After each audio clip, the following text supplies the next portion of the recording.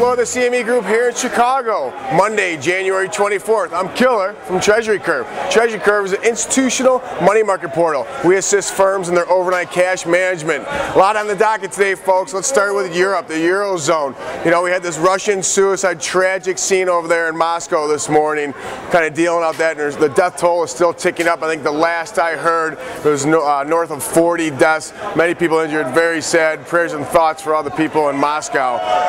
You know, let's talk about the Eurozone. You know, 2 weeks ago from today, we were 8 cents lower in the euro. Just a ridiculous move to the upside. Really have shorts on the run. We'll discuss that a little bit more later.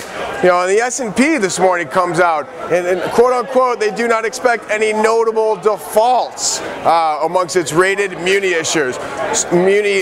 So very interesting to see how this works out.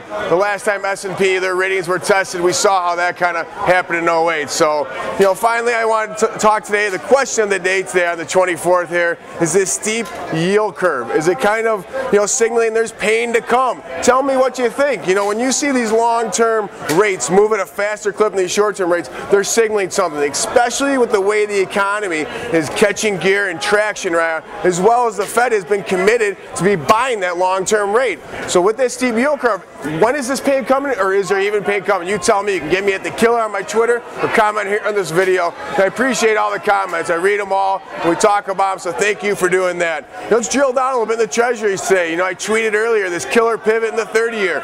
You know, it came in at 120.12. It's been a pretty good pivot. Came up to this morning, relented a little bit, and went and rocked above it. Made a new high. Currently, we just went up to 120.22. In the 10-year, that killer pivot is coming in at 120.01. You know, I think the Fed kind of was in the market a little bit this morning. You could see that they were buying some small packages, but I think this 50-day in the 30-year is what we're keying on. This 50-day moving average in the 30-year is 122.21. So be mindful of that level. I like to see us test that level being above the pivot.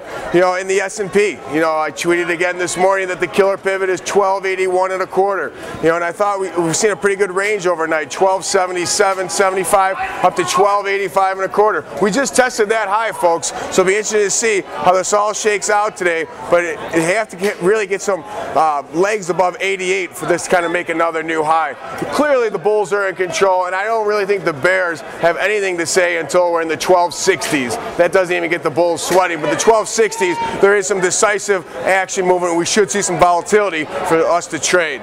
The euro currency, what a sensational short squeeze. You have seen an 8-cent move in 2 weeks. You don't see that, folks. This is a type of move where there is people just sitting in the hurt locker. What a sensational move. I kind of discussed earlier about that HFT, the high frequency trading. We are seeing this boa constrictor just choke and squeeze every short in the market out, and that's what they do, folks. And when this comes off, it's going to relent, but maybe they're not done yet. But let's think about this. Back in October, November, it kind of came from that 136.84, 137 level in the currency. That was a great floor.